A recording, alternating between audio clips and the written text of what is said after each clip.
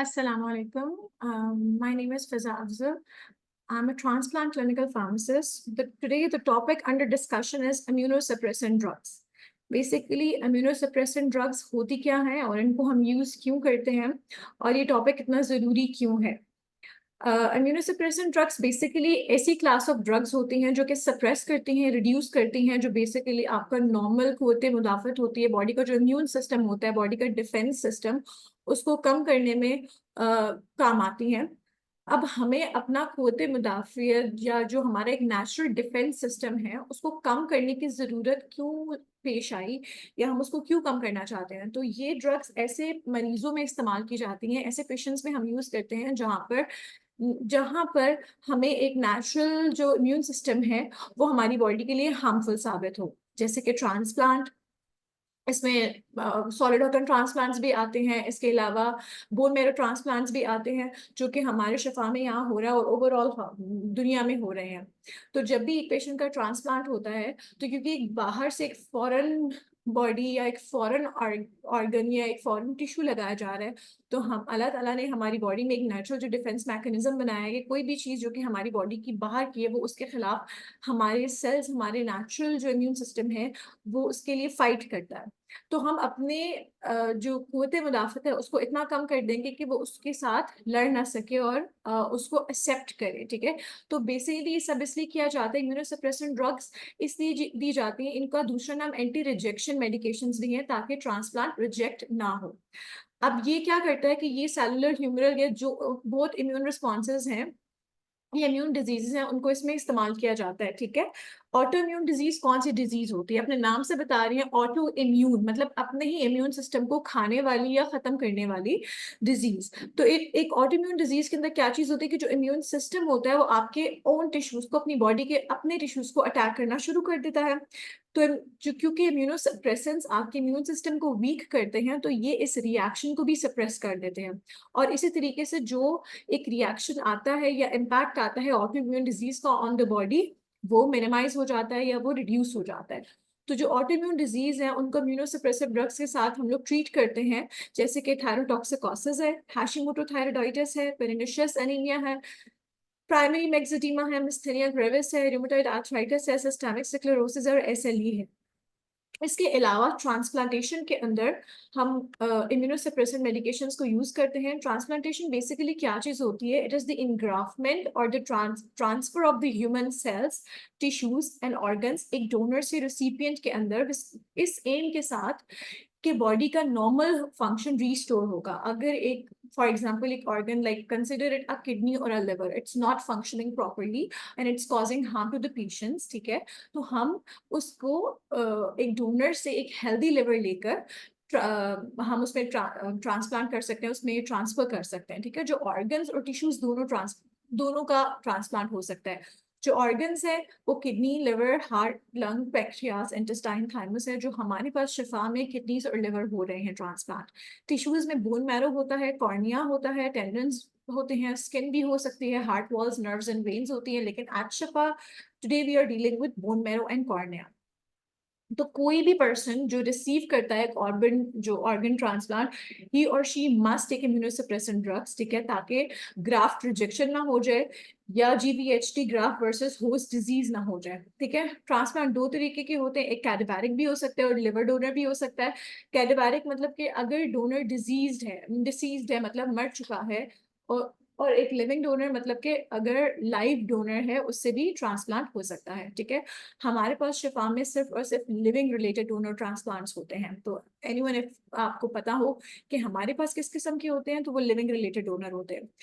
Immunosuppressants इन transplant, ठीक है? Drugs classify हम करते हैं दो तरीकों से, कुछ होती है इंडक्शन ड्रग्स और कुछ होती है मेंटेनेंस ड्रग्स, ठीक है? इंडक्शन में पावरफुल हम एंटी रिजेक्शन मेडिकेशन यूज करते हैं, जिसमें depleting, non depleting protein drugs होती हैं, मोनोक्लोनल और पॉलीक्लोनल एंटीबॉडीज होती हैं, उनको आप यूज करते हैं, जैसे कि एंटीथायमोसाइड ग्लोबुलिन या हाई डोज में आप प्रेडनिसोलोन चलाते हैं, ठीक है?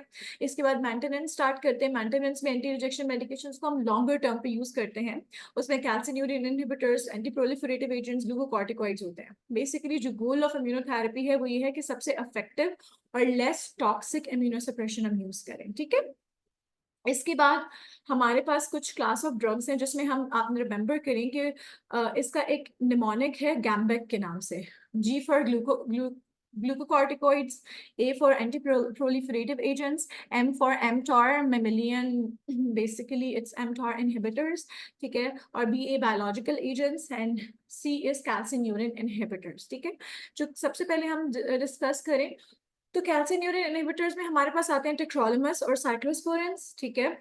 एमटॉर इनहिबिटर्स में सिरोलिमस, एवेरोलिमस, और एंटीप्रोलिफरेटिव में एज़ाथाइरोपिन, माइक्लोफेनोलेट, मेथोट्रेक्सेट, साइक्लोफॉस्फेट, क्लोराम्ब्यूसिल, ग्लूकोकॉर्टिकॉइड्स में मिथाइलप्रेडनिसोलोन, डेक्सामेथासोन, प्रेडनिसोलॉन्स, बायोलॉजिकल एजेंट में फर्दर मोनोक्लोनल एंटीबॉडीज और एंटीथैमोसाइड ग्लोबुलिन्स और आईवीआईजीज आती हैं। इनको फर्दर हम पढ़ेंगे वन बाय वन। ये इनके कुछ मैकेनिज्म्स हैं जो कि एक पिक्टोरियल रिप्रेजेंटेशन है जो कि इजी हो जाएगा आपका याद करना या आपको मेमोराइज करना जब आप इनको डिटेल में पढ़ेंगे। कैल्सिन्यूरिन इनहिबिटर सबसे पहले क्या होते हैं कि साइक्लोस्पोरेंस इसमें आ गया। साइक्लोस्पोरेन एक काइंड ऑफ इस तरह का कैल्सिन्यूरिन इनहिबिटर है जो कि सप्रेस कर रहा है एक ह्यूमरल इम्यूनिटी, लेकिन सबसे ज्यादा इफेक्टिव होता है against T cell dependent mechanisms, ठीक है। हमारी इम्यूनिटी के अंदर T cell, B cell, different helper cells होते हैं जो कि इम्यूनिटी देते हैं बॉडी को। तो जो साइक्लोस्पोरिन है वो बेसिकली इफेक्टिव होता है अगेंस्ट टी सेल्स, और ये जाके बाइंड करता है इंट्रा सेलुलर रिसेप्टर्स के ऊपर जो कि फर्दर इनहिबिट करते हैं साइटोकाइन्स और इनकी जीन कोडिंग को, इंटरल्यूकिन 2 की। और एज अ रिजल्ट जो टी सेल की एक्टिवेशन है ना वो early stage of the immune response के ऊपर स्टॉप हो जाती है। तो वेन एवर आपने अर्ली स्टार्ट करना है, ट्रांसप्लांट के फौरन बाद आपने स्टार्ट करवाना है, तो हमारे लिए साइक्लोस्पोरिन या calcineurin inhibitors are very good for that purpose, ठीक है। कैल्सिन्यूरिन जो होते हैं उनको आईवी भी दे सकते हैं, ऑयली भी दे सकते हैं। जो आईवी प्रिपरेशंस है उनको फर्दर आप 0.9% सोडियम क्लोराइड में, 0.5% डेक्सट्रोज में डाइल्यूट करते हैं बिफोर इंजेक्शन, ठीक है। थेरेप्यूटिक यूजेस ये हैं कि इनको जो साइक्लोस्पोरिन है उसको क्लिनिकली यूज किया जाता है फॉर किडनी, लिवर, हार्ट या अदर ऑर्गन ट्रांसप्लांट के लिए। रूमेटॉइड आर्थराइटिस में भी जा रहा होता है, सोरियासिस में भी जा रहा होता है। उसको इन कॉम्बिनेशन अदर एजेंट्स के साथ भी देते हैं जैसे कि ग्लूकोकॉर्टिकॉइड्स, एज़ाथाइरोपिन, माइक्लोफेनोलेट, मोफिटल, इन सब के साथ भी दिया जा सकता है। फर्दर उसकी डोजिंग और मॉनिटरिंग की बात की जाए, जो साइक्लोस्पोरिन है उसके जो फार्माकोकाइनेटिक्स हैं वो अनप्रेडिक्टेबल हैं, जैसे कि they depend upon the age, time after transplant, different oral formulations, ठीक है। तो इस वजह से कहा जाता है कि जब भी आप ट्रांसप्लांट में जो भी मेडिकेशंस लें आप उनकी ब्रांड स्विचिंग ना करें, ठीक है, क्योंकि that can affect the blood levels. तो इसकी आईवी डोजिंग में 5 to 6 mg पर केजी है। आईवी टू ओरल स्विचिंग करनी है तो जो ओरल साइक्लोस्पोरिन है वो 33% बायोअवेलेबल है। तो whenever we have to switch to from IV to oral, तो आपने हमेशा आईवी डोज को मल्टीप्लाई करना, ओरल को मल्टीप्लाई करना है आईवी डोज के साथ, ठीक है, विथ 3, और उसको फिर 2 डिवाइडेड डोजेस में देना है।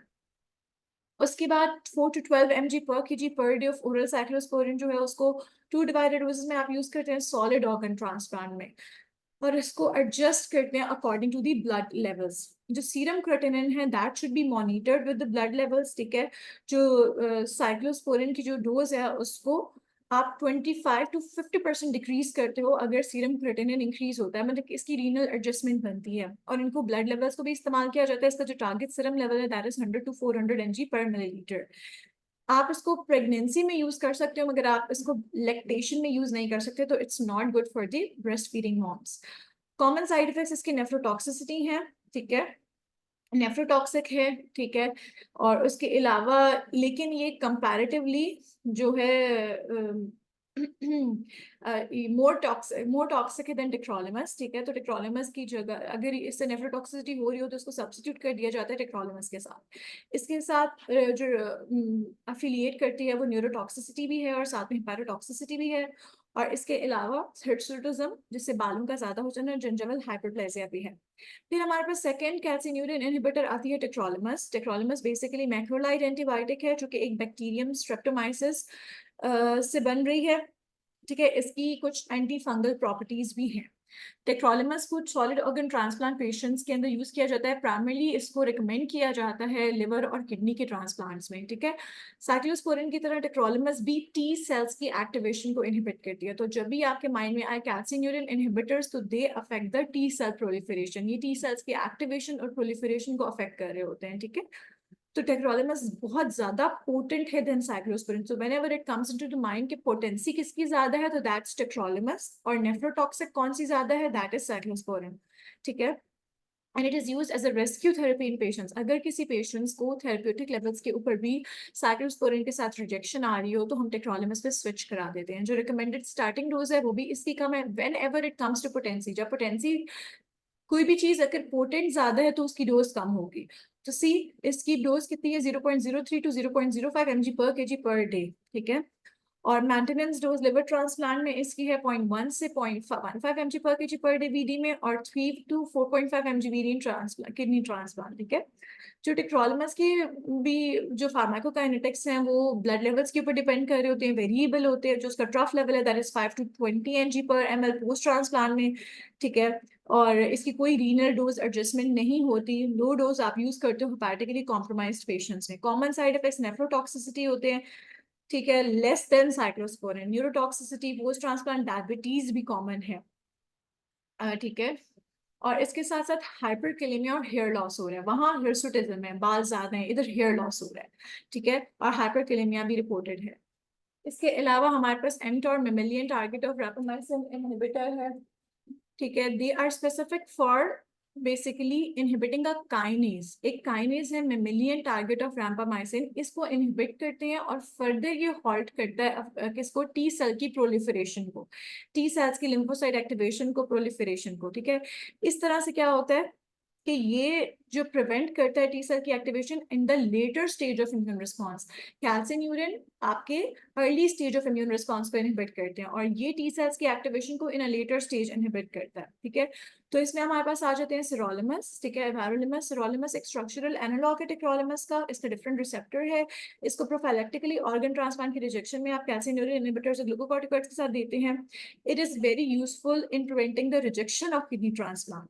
आप सुकॉर्टिकॉइड्स और माइक्रोफेनोलेट मॉर्फिटल के साथ देते हैं ताकि अवॉइड कर सकें परमानेंट रीनल डैमेज को, ठीक है। और इसके साथ क्या होता है कि जो भी फिजिशियंस एक्सपीरियंस्ड इम्यूनोसप्रेसिव थेरेपी में या मैनेजमेंट ऑफ रीनल ट्रांसप्लांट में, उनको यूज करना चाहिए सिरोलिमस, ठीक है, for the prophylaxis of organ rejection, ठीक है। अगर आप यूज करेंगे सिरोलिमस टेक्रोलिमस के साथ, it is most associated with excess mortality and graft loss in a study in de novo liver transplant patients. तो इसलिए इसको लिवर ट्रांसप्लांट के पेशेंट्स में यूज नहीं किया जाता शिफा में, क्योंकि एक स्टडी के अकॉर्डिंग इसके साथ ज्यादा मोर्टेलिटी और ज्यादा ग्राफ्ट लॉस रिपोर्ट हुए हैं। इसकी डोजिंग में एक लोडिंग डोज होती है 6 to 15 mg की, ठीक है, with maintenance dose of 2 to 10 mg once daily. और इसकी डोज भी एडजस्ट होती है on the base of age. Blood levels बहुत यूजफुल होते हैं क्लिनिकल मॉनिटरिंग में। इसके साथ सीरम की lipid profile, WBC count and GIT symptoms, ये चीजें इसलिए मेंशन की जा रही हैं क्योंकि इनसे कॉज होता है हाइपरलिपिडेमिया। इसके साथ साथ ल्यूकोपेनिया, थ्रोम्बोसाइटोपेनिया और GI साइड इफेक्ट्स, ठीक है। फिर हम सेकेंड एजेंट की बात तरफ आते हैं, दैट इज एवेरोलिमस। एवेरोलिमस एक खुद एनालॉग है सिरोलिमस का। इसकी एक सेम मैकेनिज्म ऑफ एक्शन है, पर इसकी जो हाफ लाइफ है दैट इज शॉर्टर, ठीक है। मतलब अगर वो ओडी में जा रहा था तो इसको आप 2 डिवाइडेड डोजेस में दोगे, ठीक है। तो एक डोज है 1.5 mg per day, mostly 2 divided doses में एडमिनिस्टर करते हैं, ठीक है, ट्रांसप्लांट केसेस में। यूजुअली आप इसको विदाउट लोडिंग डोज देते हैं, 0.75 mg ट्वाइस डेली दी जाती है। आफ्टर 4 to 5 days आप उसको एडजस्ट करते हैं अकॉर्डिंग टू ब्लड लेवल्स। जो ब्लड लेवल्स हैं आप उसको, ये बहुत यूजफुल है in clinical monitoring. 3 to 8 mg पर ml ऑफ ट्रफ लेवल्स एक थेरेप्यूटिक टारगेट है, ठीक है। जो सीरम लिपिड प्रोफाइल है, WBC काउंट है, GI सिम्टम्स है, उनको आप मॉनिटर करते हो। हाइपरलिपिडेमिया एक मेजर साइड इफेक्ट है, इसके साथ साथ anaemia, leukopenia, thrombocytopenia, GI side effects common है। फर्दर हम बात करें तो एंटी प्रोलिफरेटिव एजेंट्स के बारे में, तो ये जो ड्रग्स है ये इनहिबिट करती हैं सेल डिवीजन को। प्रोलिफरेशन कहते हैं डिवाइडिंग, डिवीजन को, फर्दर बढ़ने को, ग्रोथ को। तो ये सेल डिवीजन के ऊपर जाकर इनहिबिट करती है। ये ऐसी इम्यूनोथेरेपी है, इसको स्मॉलर डोजेस में आप यूज करते हैं और treatment of the malignant diseases में एंटी मेटाबोलाइट्स आ जाती हैं और साइटोटॉक्सिक आ जाती हैं, ठीक है। ये बोथ टी सेल्स और बी सेल्स दोनों की प्रोलिफरेशन को अफेक्ट करती हैं, ठीक है। जो एंटी मेटाबोलाइट्स होती है ना, ये न्यूक्लिक एसिड्स के सिंथेसिस को इनहिबिट करती हैं, जैसे कि माइक्रोफेनोलिक एसिड हो गया, मेथोट्रेक्सेट हो गया, एजोथैप्रिन हो गया। और जो साइटोटॉक्सिक है, सेल्स के लिए टॉक्सिक है, वो साइक्लोफॉस्फेमाइड और क्लोराम्ब्यूसिल हो गया। इसकी 2 फॉर्म्स, एंटी मेटाबोलाइट्स में 2 फॉर्म्स अवेलेबल होती हैं। एक होता है माइक्रोफेनोलेट मॉर्फिटल MMF जो हमारे पास सेल्सेप्ट और मायरेप्ट के नाम से आती है, और एक है माइक्रोफेनोलेट सोडियम जो हमारे पास माइफोर्टिक के नाम से आती है।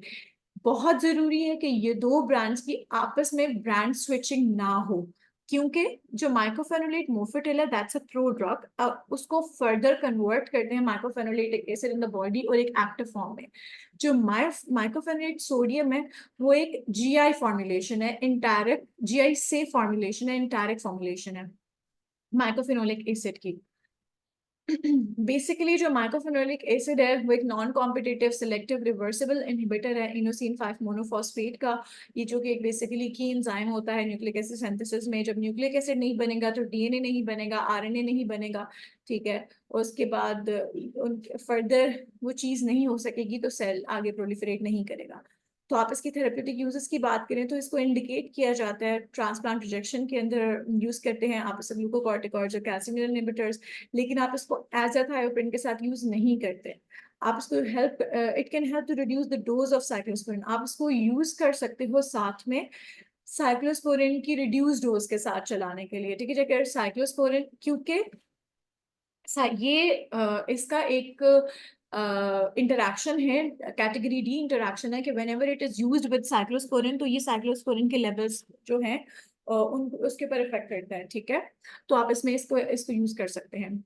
जो माइक्रोफेनोलेट मॉर्फेटिल है ग्लूकोकॉर्टिकॉइड जो सिरोलिमस है, ये एक नॉन नेफ्रोटॉक्सिक कॉम्बिनेशन है। तो ऐसे पेशेंट जिनको रीनल टॉक्सिसिटी हो रही होती है आप उसमें इसको यूज कर सकते हैं। इसको इसके अलावा इसको यूज कर सकते हैं ब्यूलर्स पैम्पिगोइड एक ऑटोइम्यून डिजीज है उसमें। इसके अंदर WBC और GI सिम्टम्स को मॉनिटर करना जरूरी है।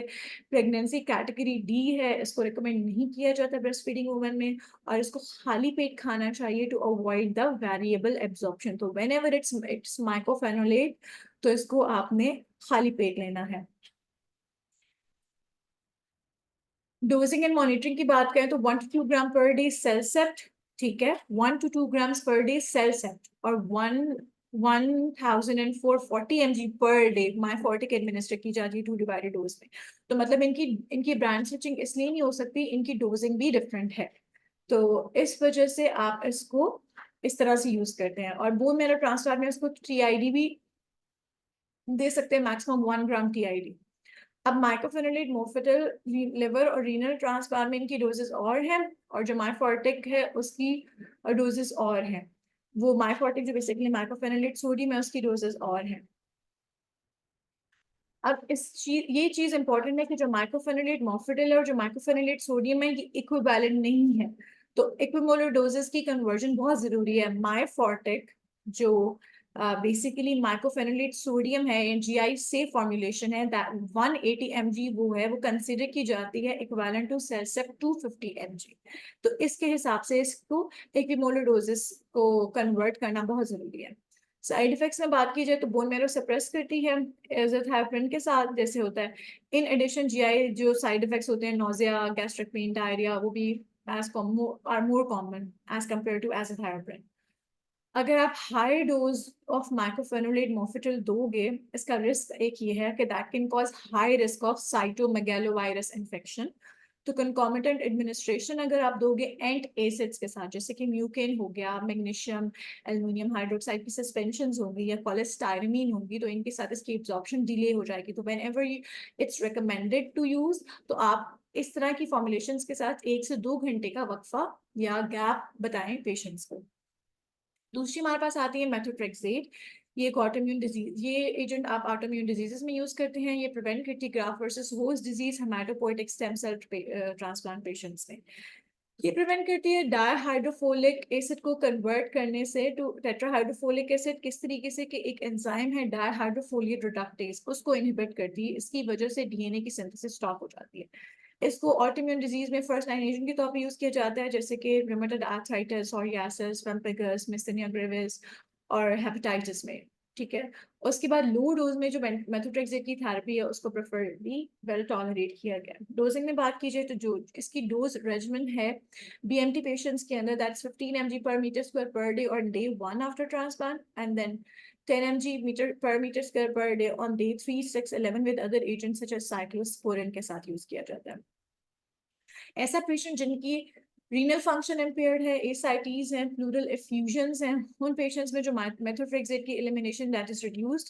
इस तरह के पेशेंट्स स्पेशली केयरफुल मॉनिटरिंग होनी चाहिए, इनके अंदर डोज रिडक्शन होनी चाहिए, डिसकॉन्टिन्यूशन होनी चाहिए मेथोट्रेक्सेट की एडमिनिस्ट्रेशन के साथ। इस तरह के केसेस के अंदर आप क्या करें कि मेथोट्रेक्सेट की एडमिनिस्ट्रेशन को डीसी कर दें, ठीक है। तो ये कॉज करती है hepatotoxicity, fibrosis, cirrhosis, but after a prolong use. इसके साइड इफेक्ट्स में वही चीज प्रेगनेंसी कैटेगरी एक्स है, एक तो इसमें यूज नहीं करना, और दूसरा ये बोन मैरो सप्रेशन कॉज करती है, ठीक है। डायरिया और म्यूकोसाइटिस भी होता है इससे। हम एजाथायोप्रिन की बात करें तो it is converted to 6-mercaptopurine in the body, body में जाके 6-mercaptopurine में कन्वर्ट हो जाता है, non specific purine synthesis inhibitor होता है, और डीएनए आरएनए के सिंथेसिस को इनहिबिट करता है और आगे फर्दर उसको प्रोलिफरेट नहीं होने देता। इसको इंडिकेट किया गया एज एन एडजंक्ट के तौर पे for renal and other graft rejections में। बहुत कम इफेक्टिव है साइक्लोस्पोरिन के साथ, लेकिन इंडिकेट किया जाता है इन कॉम्बिनेशन, या पेशेंट्स को, जिन पेशेंट्स को साइक्लोस्पोरिन टॉक्सिसिटी हो रही होती है, उन पेशेंट्स में हम एजाथायोप्रिन यूज कर सकते हैं। रिलेटिवली आप इसको लो डोज में यूज करते हैं इन प्रोग्रेसिव आरए, और फ्रिक्वेंटली यूज किया जाता है इन इन्फ्लेमेटरी बाउल डिजीज के अंदर। आप एक इसको एज एन ऑल्टरनेटिव एजेंट भी यूज कर सकते हैं इन उन पेशेंट्स के अंदर जिनके अंदर लॉन्ग टर्म के स्टीरॉइड्स रिकमेंड किए गए होते हैं। इसकी डोजेज की बात की जाए तो इसकी usual dose 50 to 150 mg per day orally है, लेकिन ट्रांसप्लांट डोज इसकी डिफरेंट है, 3 to 5 mg पर kg per day starting dose है, ठीक है।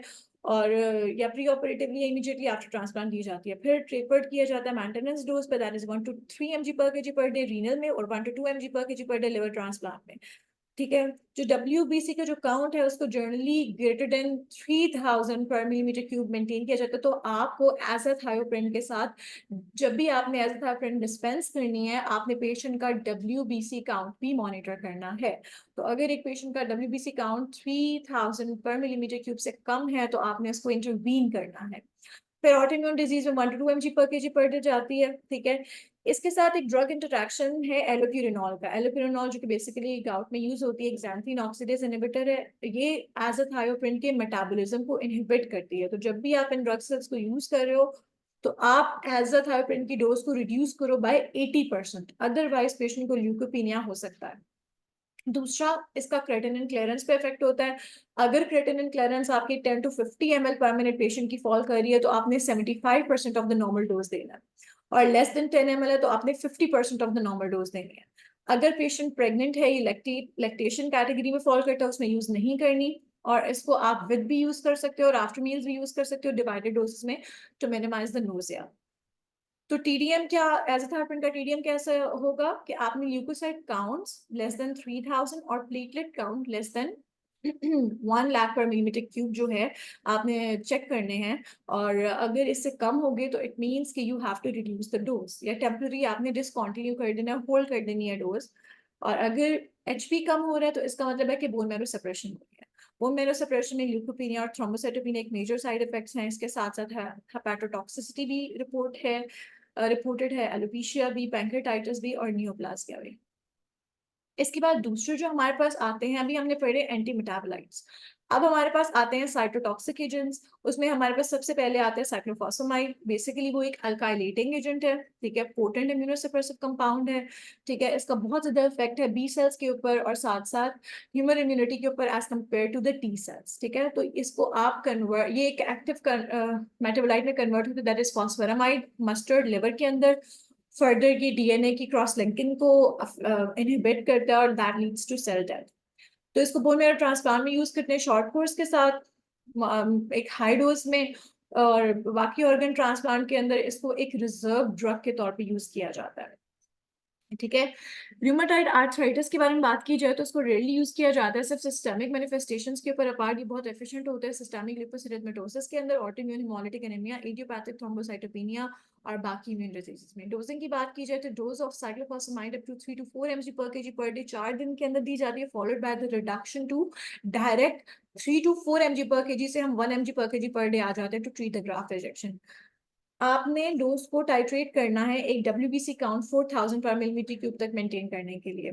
आपने जब भी साइक्लोफॉस्फेमाइड डिस्पेंस करना है WBC काउंट को चेक करना है। इसके साथ हेमोरेजिक सिस्टाइटिस होता है, पैनसाइटोपिनिया होता है, नोजिया वॉमिटिंग, डायरिया होती है। हेमोरेजिक सिस्टाइटिस की वजह से इसके साथ एक ऑल्टरनेट एजेंट्स यूज किया जाता है, दैट इज मेसना, जो कि बेसिकली इसको प्रोटेक्ट करता है। दूसरा हमारे पास आता है क्लोरम्ब्यूसिल, एक रिलेटिवली वीक इम्यूनोसप्रेसेंट है, उसको समटाइम्स यूज किया जाता है ऑटोइम्यून डिजीजेस में और ट्रांसप्लांट के मेंटेनेंस रेजिमेन में। फिर हमारे पास आते हैं glucocorticoids. Basically glucocorticoids are the steroids, ठीक है। इनको वाइडली यूज किया जाता है कंपेनियन ड्रग्स के तौर पे, साइक्लोस्पोरेंस के साथ, बाकी इम्यूनोसप्रेसेंट्स के साथ, वेरियस ऑर्गन ट्रांसप्लांट में, ग्राफ्ट रिजेक्शंस के अंदर। इसमें ये चीज होती है कि सबसे पहले इंडक्शन में लार्ज आईवी डोजेस कॉर्टिकोल स्टेरॉइड्स की लगाई जाती हैं शॉर्ट पीरियड्स के लिए, फिर उसको मेंटेनेंस में स्लो पेस पे चलाया जाता है। उनको induction plus as well as maintenance immunosuppressants में यूज किया जाता है ताकि एक्यूट रिजेक्शन ना हो या ग्राफ्ट वर्सेस होस्ट डिजीज ना हो, ठीक है। डोजिंग और मॉनिटरिंग के बारे में बात की जाए तो इसको प्रिवेंटिंग के अंदर भी यूज किया जाता है और उसको ट्रीटिंग के अंदर भी यूज किया जाता है। डेक्सा की बात की जाए तो 0.75 mg से 9 mg ओरली पर डे और prednisolone 5 to 60 mg orally per day use की जाती है। हाई डोज मेथाइल प्रेडनिसोलोन की यूज की जाती है ट्रांसप्लांट रिजेक्शन के लिए, वो 500 से 1 ग्राम mg 1 ग्राम जो है वो मेथाइल प्रेडनिसोलोन का आईवी लगाया जाता है फॉर 3 to 5 days, ठीक है।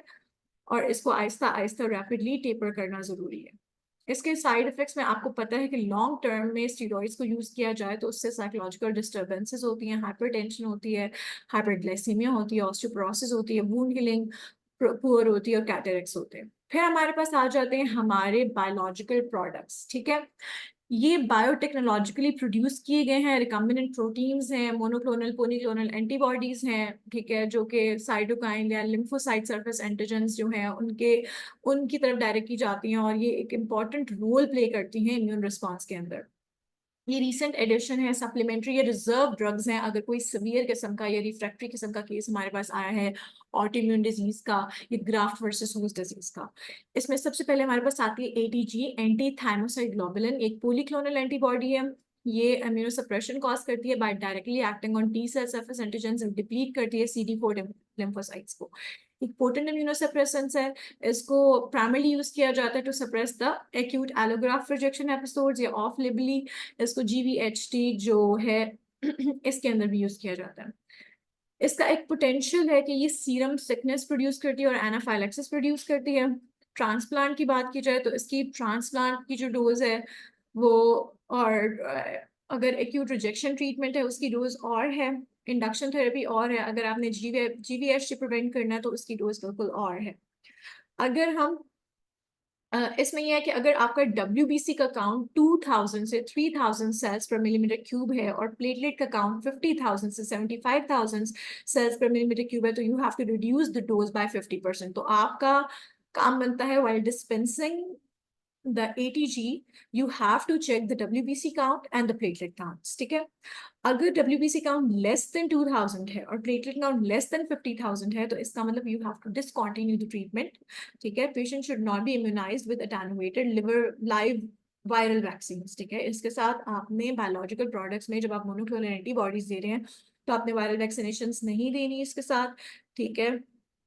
प्री मेडिकेट करना है कॉर्टिकोस्टेरॉइड्स के साथ, एसिटामाइनोफेन के साथ, एंटीहिस्टामिन्स के साथ इन्फ्यूजन से पहले, ताकि कोई इन्फ्यूजन रिलेटेड रिएक्शन या एनाफाइलैक्सिस ना हो। एडवर्स रिएक्शन में इससे फीवर हो सकता है, चिल्स हो सकते हैं, रिदमा हो सकता है, ल्यूकोपेनिया, थ्रोम्बोसाइटोपेनिया, एनाफाइलैक्टिक रिएक्शन होता है।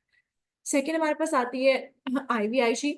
IVIG जो बेसिकली इम्यूनोग्लोबुलिन है वो that is it is used as a replacement therapy. आप उसको रिप्लेसमेंट थेरेपी के तौर पे यूज करते हैं इम्यूनो डिफिशियंसीज या IG एंटीबॉडीज के अगेंस्ट, ठीक है।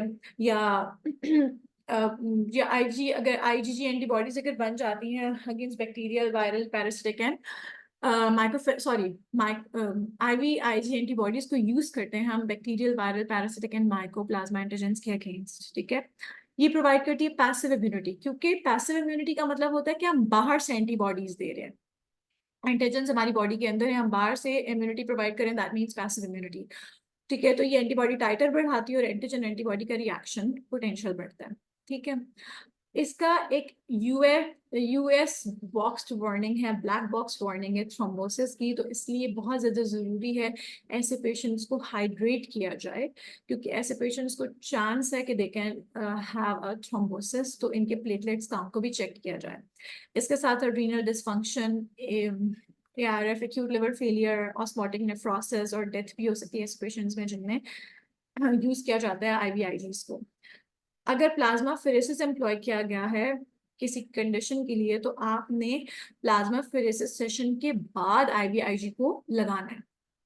आईवी इन्फ्यूजन में ये है कि you have to use it और इन्फ्यूज करना है फॉर 2 to 4 आवर 24 आवर्स के लिए। सेपरेट इन्फ्यूजन लाइन यूज करनी है। अगर आपने प्राइमरी लाइन यूज कर रहे हैं तो उसको पहले फ्लश करना है नॉर्मल सलाइन और D5 वाटर के साथ। तो ये सब पॉइंट्स अगर कोई आपसे नर्सिंग एंड पे ये जरूरी है पूछे तो आपको पता होनी चाहिए। फिर हमारे पास आती है इटर्नासेप्ट। इटर्नासेप्ट जो होती है वो TNF tissue necrosis factor alpha के साथ बाइंड करती है। फर्दर उसकी जो इंटरेक्शन होती है सेल सरफेस रिसेप्टर के साथ उसको स्टॉप करती है। जो टिश्यू नेक्रोसिस फैक्टर होता है ये एक इंपॉर्टेंट रोल प्ले करता है inflammatory process of a joint pathology of rheumatoid arthritis के अंदर, जुवेनाइल न्यूक्लियोपैथिक आर्थराइटिस के अंदर या एनकाइलोसिंग स्पॉन्डिलाइटिस के अंदर, प्लाक सोरियासिस के अंदर। तो इसका मतलब कि इसको हम मेनली यूज करते हैं और बहुत स्पेसिफिकली यूज करते हैं ऑटोइम्यून डिजीज जो कि रिलेटेड टू अबव जो मैंने मेंशन किया उनके साथ। इसको ऑफ लेबल जीवीएचटी में यूज किया जाता है। इसकी यूजुअल डोज इटर्नासेप्ट की वंस वीकली है, लाइक 50 mg वंस वीकली, और अगर इसको हाफ करें तो 25 mg ट्वाइस वीकली सब कर जाती है।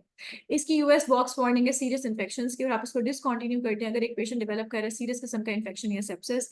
एक्यूट जीवीएचटी में 0.4 mg पर केजी जाती है ट्वाइस वीकली फॉर 8 वीक्स, ठीक है, मिथाइल प्रेडनिसोलोन के साथ, ठीक है, या 25 mg ट्वाइस वीकली भी जा सकती है कॉर्टिकोस्टेरॉइड्स फॉर 4 वीक्स। क्रॉनिक अगर जीवीएचटी है तो 25 mg twice weekly for 4 weeks followed by 25 mg पर वीक फॉर 4 वीक्स। इसके लिए कोई हेपेटिक और रीनल एडजस्टमेंट की जरूरत नहीं है। एडीआरस में अगर देखा जाए तो infection specifically upper respiratory tract infection, skin rash और डायरिया रिपोर्टेड है। रिटुक्सीमैब की बात की जाए तो रिटुक्सीमैब एक मोनोक्लोनल एंटीबॉडी है जो कि CD20 एंटीजन जो है on the surface of B lymphocyte उनके अगेंस्ट काम करती है। CD20 जो सेल्स होते हैं वो सेल साइकिल इनिशिएशन करते हैं, वो फर्दर उसके ऊपर बाइंड करके किलिंग करती है एक्टिव बी सेल्स की, और एंटीबॉडी डिपेंडेंट जो सेलुलर टॉक्सिसिटी है, ठीक है, उसके जरिए ये आगे फर्दर प्रोलिफरेशन नहीं होने देती। इसको एंटीबॉडी मीडिएटेड रिजेक्शन में हार्ट ट्रांसप्लांट में यूज किया जाता है, जीवीएचटी में यूज किया जाता है, ऑटोइम्यून डिजीजेस में यूज किया जाता है। इसकी डोज जो आई हुई है दैट इज 375 mg पर मीटर फॉर ओडी की, तो सॉरी वंस वीकली के तौर पे फॉर 4 डोजेस। फिर एक second course of 4 weekly doses इसको एडमिनिस्टर किया जाता है 8 weeks after the initial therapy for the lack of incomplete response, ठीक है। इसकी एक यूएस बॉक्स वार्निंग है हेपेटाइटिस बी वायरस की रीएक्टिवेशन की, कि इसकी वजह से अगर हेपेटाइटिस बी वायरस किसी पेशेंट को पहले हुआ हो, इसकी वजह से रीएक्टिवेट हो सकता है, इन्फ्यूजन रिलेटेड रिएक्शन हो सकता है जिसकी वजह से एक सीरियस फैटल रिएक्शन होता है। इसके लिए जरूरी है कि इन्फ्यूजन रिलेटेड रिएक्शन को पहले से ही प्रोफाइलेक्टिकली उसको ट्रीट करने के लिए प्री मेडिकेट करें एसिटामाइनोफेन के साथ, एंटीहिस्टामिन्स के साथ, आईवी पुश ना दें, बोलस ना दें, लाइव वैक्सीन्स ना दें ड्यूरिंग और बिफोर रिटुक्सीमैब ट्रीटमेंट। कोई डोज एडजस्टमेंट नहीं है। हेपेटिक और रीनल इम्पेयरमेंट में जो मॉनिटरिंग पैरामीटर्स हैं, इन्फ्यूजन रिलेटेड रिएक्शन चेक करना है, CBCs, differential platelets once weekly check करने हैं। Patients with prior hepatitis B infection जो है, अगर किसी पेशेंट को पहले से है भी रहा है, आप उसको मॉनिटर करें कि हैवी रीएक्टिवेशन तो नहीं हो गई ड्यूरिंग द थेरेपी, और इवन आफ्टर 2 years तक आपने उसको कहना है कि आप अपना हेपेटाइटिस बी का टेस्ट करवाते रहें।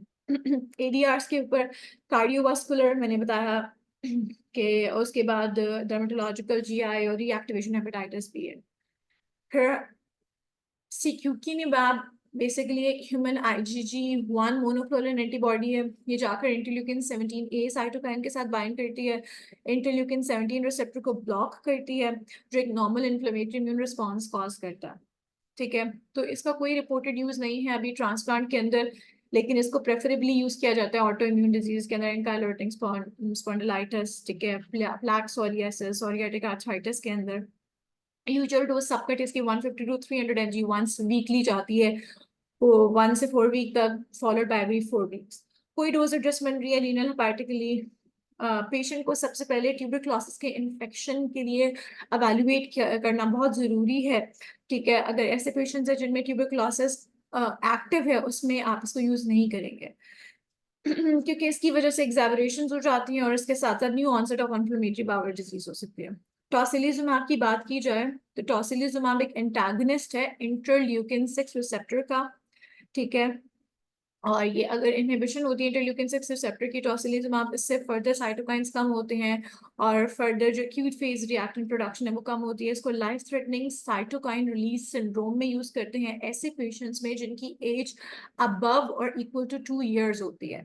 2 साल से कम उम्र के बच्चे में यूज नहीं करेंगे। जाइंट सेल्स आर्थराइटिस या न्यूमेटॉइड आर्थराइटिस, ठीक है, जिसमें पहले जो एडिक्वेट एजेंट्स उनको यूज किया जा रहा है और उससे इफेक्ट नहीं आ रहा, तो आप टॉसिलिजुमाब पे स्विच कर सकते हैं।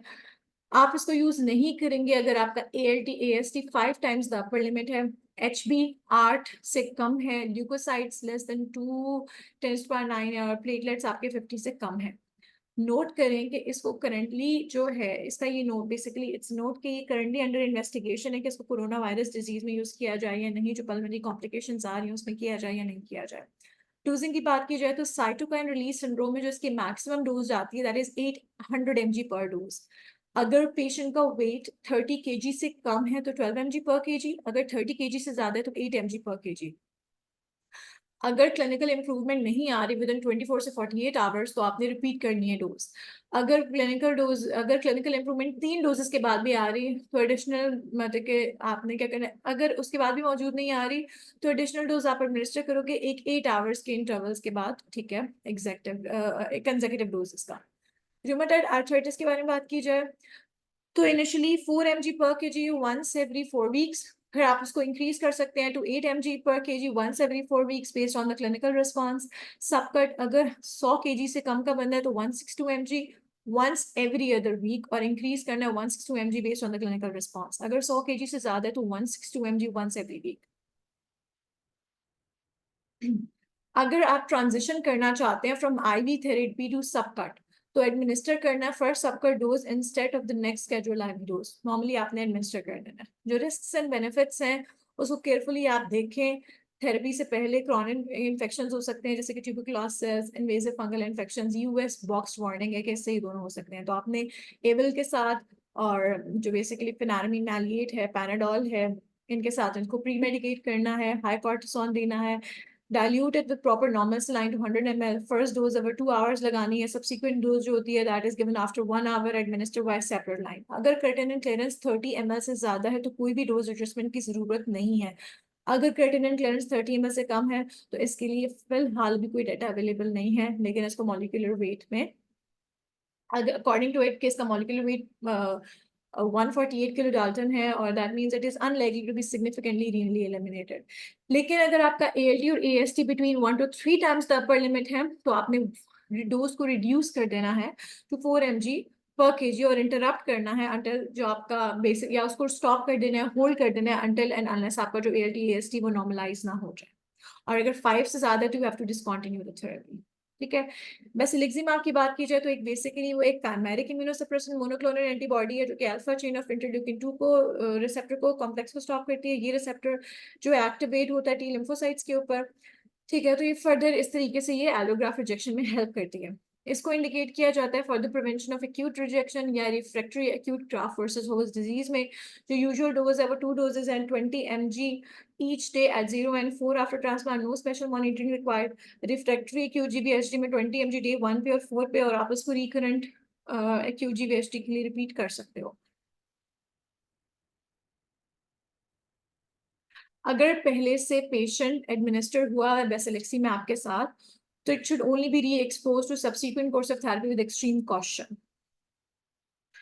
कुछ कॉमन ड्रग इंटरैक्शंस हैं इम्यूनोसप्रेसेंट एजेंट्स के साथ, जैसे कि अगर एंटी एपिलेप्टिक ड्रग्स आप दे रहे हो, रिफैम्पिसिन या आइसोनियाजिड दे रहे हो, तो इन सब के साथ जरूरी ये सब क्या करती हैं कि ये इंक्रीज करती हैं मेटाबॉलिज्म को bye inducing cytochrome P450 enzyme. तो इसकी वजह से क्या होता है कि जो साइक्लोस्पोरिन या टेक्रोलिमस के ट्रफ लेवल्स हैं वो 48 आवर्स के अंदर ड्रॉप कर जाते हैं। तो इस वजह से जरूरी है कि आप साइक्लोस्पोरिन की जो डोज है और टेक्रोलिमस की डोज है उसको बढ़ाएं। अगर आप एजोल्स यूज कर रहे हो आप मैक्रोलाइड एंटीबायोटिक्स यूज कर रहे हो, कैल्शियम चैनल ब्लॉकर्स यूज कर रहे हो, एंटीवायरल एजेंट्स यूज कर रहे हो, इन सबके साथ ये चीज़ है कि ये इनहिबिट करती है लिवर का साइटोक्रोम P450 एंजाइम। इसकी वजह से सिग्निफिकेंट इंक्रीज होते हैं साइक्लोस्पोरिन और टेक्रोलिमस के level, so you have to reduce the doses of cyclosporine and tacrolimus. Grapefruit juice के साथ टोटली है कि रिकमेंड नहीं है। अगर पेशेंट बहुत ज़्यादा इंसिस्ट कर रहा है तो आप उसको कहें कि 4 to 5 आवर्स 3 to 4 आवर्स के गैप के साथ ले, वरना वो ना ले, क्योंकि इम्यूनोसप्रेसेंट के इफेक्ट को बढ़ाता है। इसका भी वही इफेक्ट है कि जीआई जो साइटोक्रोम P450 एंजाइम है इसको इनहिबिट करता है, जिसकी वजह से एयूसी या पी कंसंट्रेशंस इनकी बढ़ जाती हैं। तो इस वजह से रिकमेंडेशन ये है कि ग्रेप फ्रूट जूस को अवॉइड किया जाए। अल्मोनियम मैग्नीशियम हाइड्रोक्साइड जो होते हैं ये माइक्रोफेनोलेट मॉर्फेटेट की एब्जॉर्प्शन को कम करते हैं। एब्जॉर्प्शन कम होती हैं तो आपको एटलीस्ट 2 आवर्स का गैप जरूरी है। जेंदीन ऑक्सीडेज इनहिबिटर के बारे में बताया कि एज़ोथायरोपिन के मेटाबॉलिज्म को इनहिबिट करती है। ल्यूकोपीनिया कॉज हो सकता है सीवियर किस्म का, you have to reduce the dose by 80%। कुछ सजेस्टेड फ्रीक्वेंसी कि किस तरीके से आपने मॉनिटरिंग करनी है इम्यूनोसप्रेसेंट थेरेपीज की, तो डिफरेंट आपके पास ये एक हमारे पास टेबल है कि अगर आप corticosteroids, azathioprine, cyclosporine, methotrexate, mycophenolate, cyclophosphamide ले रहे हैं तो कितना अरसे के बाद अपना full blood count, electrolytes, liver functions, calcium, magnesium, potassium, fasting में lipids, eye review, urine analysis कब कब करवाएं।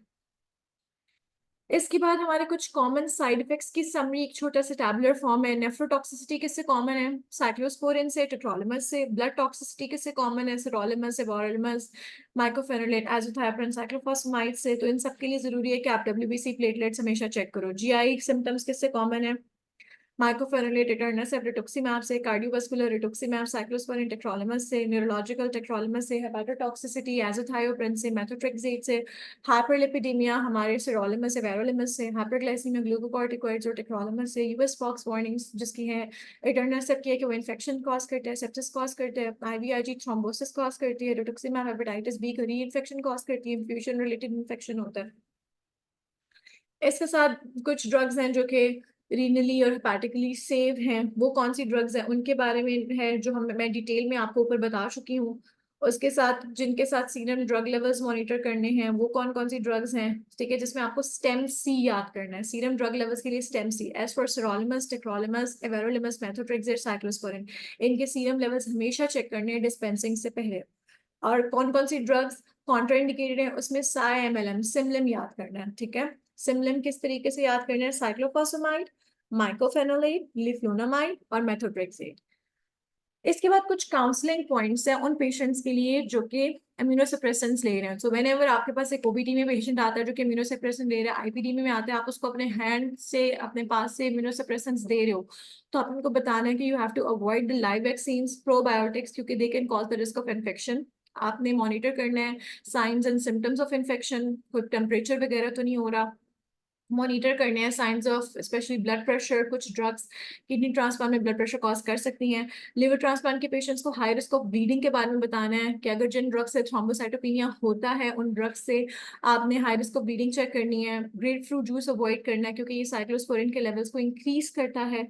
पेशेंट को सिग्निफिकेंट रिडक्शन अगर यूरिन फ्लो में आ रहा है उसके बारे में बात करनी है, उससे उसके बारे में गाइड करना है कि वो फॉरन अपनी लिवर ट्रांसप्लांट टीम को या अपनी ट्रांसप्लांट टीम को रिपोर्ट करें।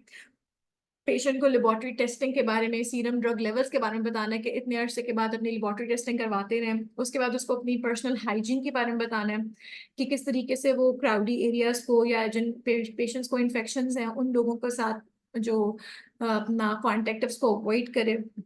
एक हेल्दी डाइट के बारे में बताना है ताकि कोई एक्सेसिव फैट्स एंड शुगर्स वो अपनी डाइट में इनकॉर्पोरेट ना करे। Thank you so much, that's for today.